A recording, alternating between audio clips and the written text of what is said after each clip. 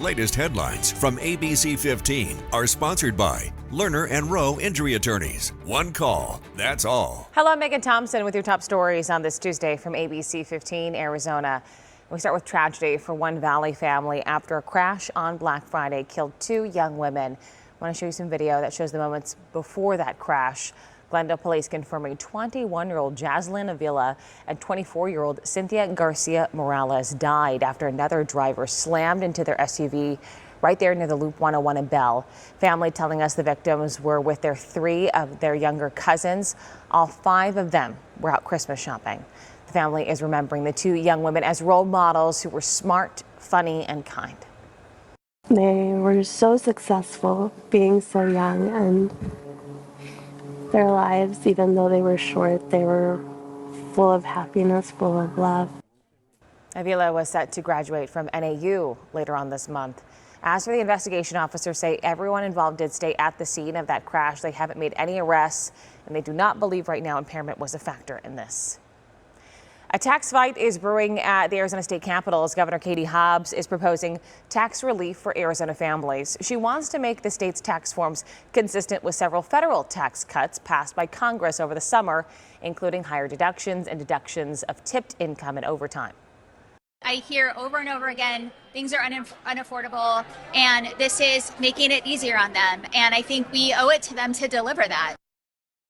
But Republican lawmakers are critical of the governor's proposal, pointing out these tax cuts are from President Donald Trump's One Big Beautiful Bill and don't include some of the bill's tax breaks. The legislature returns next month. Hobbs says she is open to calling a special session on this.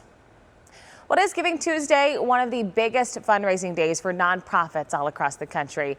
This year brings uncertainty as high prices may limit small donations, but new tax legislation offers charitable deductions up to $1,000 for individuals. Many nonprofits are facing higher demand while dealing with cuts to government grants. Arizona Attorney General Chris Mays is also issuing a warning to consumers about charity scams as the holiday season approaches. Scammers often use names similar to trusted charities or exploit tragedies to trick donors. May says verify the charity's name and research it online before donating. She also recommends avoiding donations by debit, gift cards, or wire transfers, and keep all donation records for tax purposes.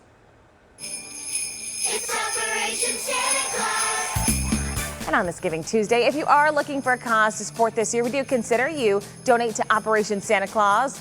All of the money we collect stays right here in Arizona and goes to 5 incredible charities that do so much for our community. Tomorrow, we're making it even easier for you to give to the Claus. All day long, we're holding a phone bank. You can call in and make a donation.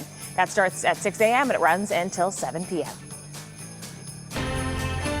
I need a present for, no Wi-Fi, for my 31-year-old brother who never wants anything. Please help. Well, she's not texting a friend, but artificial intelligence. Yeah, smart shoppers, as you do that holiday shopping, ChatGPT could be your next shopping assistant. As we've been telling you, retailers are turning to AI to help shoppers to come up with ideas and even to save. You can set up your AI with a wish list of things that you want to buy, and it'll track who has that for the lowest price and even tell you the right day to buy it. Because as you know, retailers are changing the prices of their products over the next month. A survey done for MasterCard found about more than 40% of shoppers are using AI tools for their holiday shopping this year. With your most accurate forecast on this Tuesday, I'm meteorologist Jorge Torres. A cool start to your morning with temperatures in the valley generally in the 40s and 50s, climbing into the mid-60s by midday with clear skies, turning mostly clear later on in the afternoon, and a high of 70 degrees is anticipated. Across northern Arizona today, highs generally in the 40s for areas like the South Rim and the Grand Canyon, Winter Rock, Page, and Flagstaff too. Everyone else up north generally in the mid-50s with 60s and 70s once again across the lower deserts. Futurecast is showing our next winter storm giving slight snow chances to parts of the high country in the Four Corners area of our state. And then by Thursday and beyond, we do begin to dry things out and warm things up as high pressure controls our weather pattern for several days, essentially beginning Thursday through early next week. Here's a 7-day forecast. Highs in the 70s today, 60s from Wednesday all the way through Saturday with lows in the 40s. Flagstaff, slight snow chances tomorrow at 30% with highs around 40.